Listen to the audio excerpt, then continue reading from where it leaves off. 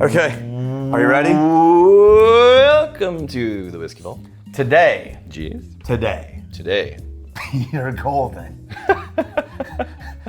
becomes a patron saint of budget scotch. Patron saint of kicking me in the nuts. Yeah.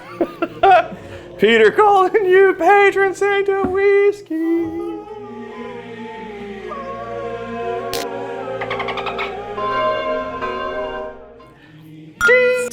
Ding. Spin, damn it, spin.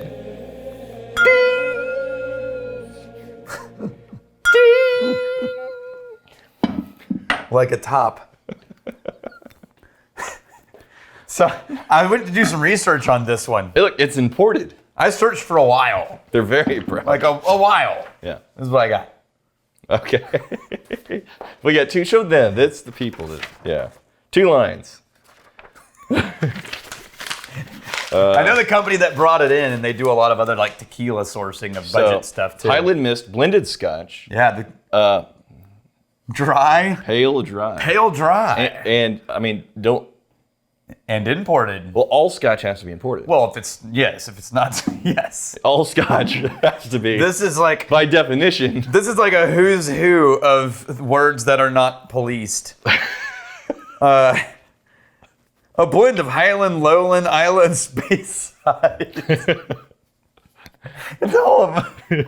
They missed Campbelltown. That was it. All right. 4 of the 5 regions. Maybe they stumbled on something amazing. Just wherever we could get it. Look, maybe we're judging a book by its cover, and this is the best damn thing we ever shoved in our gullets.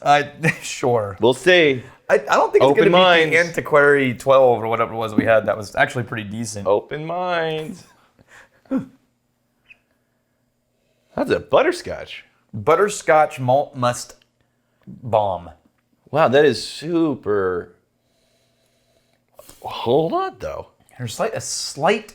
Nah, you're looking for things to pick apart. No, I'm saying I am pleasantly surprised. No, hang on a second. I'm not saying this is just qualitatively across the board good, but what we're expecting with the bar that Peter Golden had established in previous bottlings, this is a very, very nice little He was all up for the ball busting, by the way. Yeah, I emailed. Yeah, So, look, this is a butterscotch bomb. Wait, this is not the one I was thinking of, but it's closer.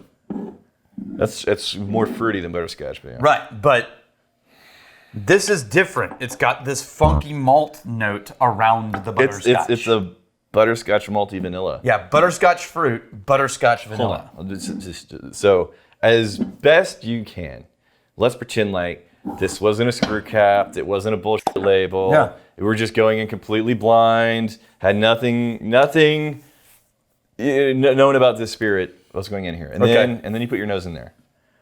He did. He just wiped his mind, just like that. It happened.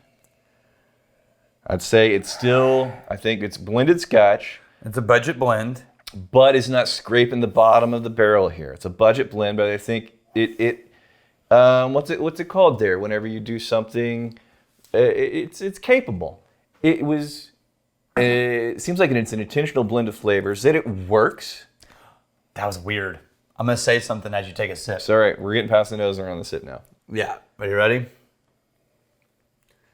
Dr. Pepper. Isn't that weird?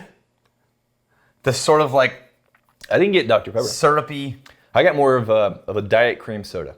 Yeah, I could do that. Oh, you know what? For the last 2 years, I drank soda. Yeah. I drank Diet Dr. Pepper. Okay. Oh, so you're used to the aspartame. Yeah. Yeah, I've got like a diet cream soda. Yeah.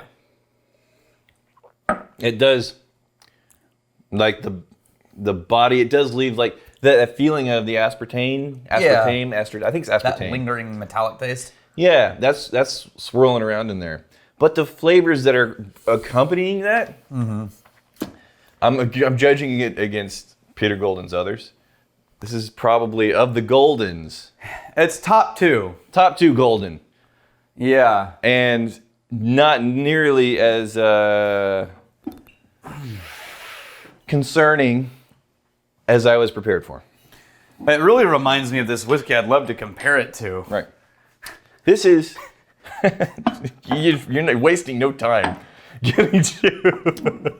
I just would love to compare it to this other whiskey. Well, son of a Pete, what is that? Oh, it's just a really good whiskey. Why? There's no comparison at all. No.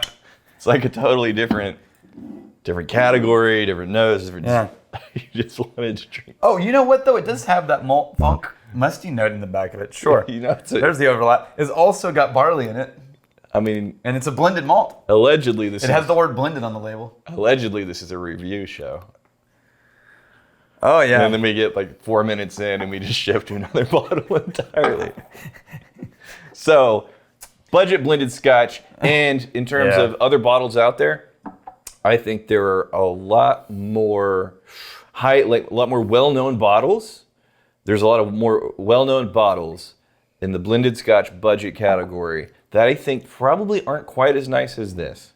And I say nice as this, with very, very low expectations. It was just a little bit better than what I anticipated. There's this sour note I can't get past on that Highland mist that keeps creeping up in the back third. See, I'm not getting the sour. I'm getting the aspartame effect. But like the thin blended butterscotch vanilla, which is very popular flavors. Yeah. And I could see that going in some cocktails and on the rocks and whatnot. You know, it's distilled 100% from the mists of Scotland. Yeah, that's a thing that happens. Yeah. Definitely. Christopher Hasme. Question, MBs. My girlfriend's dad keeps his whiskey in the fridge.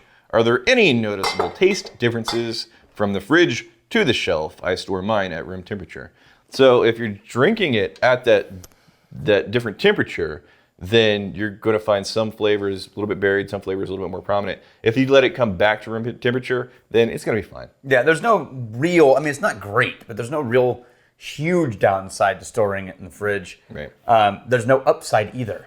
Right. But if you like to drink your scotch cold and you don't, or even on the rocks and you don't want it watered down as soon as you pour it, then, it's a drinking preference. But yeah, your tongue is designed for specific temperatures, certain flavors come into their own. Yeah. And that's why like really, really cold things have to have so much more like sugar, for example, in order to taste sweet. Yeah. Right? So, temperature changes what you taste. That's just but the simplest version. But in this particular case, you let it come back to room temperature, and it's going to be comparable to what you're. So if you're drinking with him, the problem is the length of time it takes for you to warm it up. It will also evaporate a little. Speaking of warming up, yeah. So there's like in Texas in general, we're spoiled for amazing Mexican food restaurants, and they all have like the chips and the salsa. Mm-hmm. And I will choose restaurants based on how much I like the salsa. Yeah, absolutely. It's that big of a deal. But there's one place in town that they bring you two different kinds of salsa. One is just regular traditional cold salsa. The other is like a warm, like a hot salsa, temperature hot. Where? Papacitos. Oh, I haven't been to Papacitos The in hot ages. salsa. And I had this, and it was amazing. But that same salsa, because it's designed to be served at like this really, really warm temperature. Right. You let it come back down to like room temperature. It's like it's just okay. I forgot. So a lot of flavors, a lot of foods, a lot of drinks are designed to be consumed at a certain temperature, and a lot of whiskeys. A lot of whiskeys are designed for a neat pour. A lot of other whiskeys are designed for like on the rocks and cocktails. So we're just doing neat pour for the most part on the show. Doesn't the same people also do Papados, which is like a Cajun restaurant? Yeah, Papados and Papacitos. Yeah. I used to have people who were living out of country for years. And they'd come back into Texas, and the first thing they'd do is want a beeline for Papacitos. Oh, they're good. I like both of those restaurants there. It's been a full Rona since I've been. Full Rona. That's a full Rona. Is that a new term of measurement? It's time. Right. It's like that's a full Rona. It's like that's a half Rona beard. You started it in July, huh? Have you noticed the number of people that like long hair was usually pretty rare? Yeah. And just the number of people that every time you see them, their hair's getting longer and longer and longer. Like Jose. Yeah, like Jose, like Brushwood. Like, it's like, geez, guys. I mean, they look good. Don't get me wrong, but it's very different. The number of people. Why didn't you grow your hair out?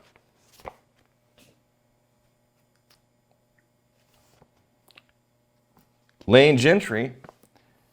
Good evening, MBs. I am a whiskey noob, and I am in need of some veteran advice. I am just now getting into hard liquor, and I'm having trouble getting past the harshness of alcohol.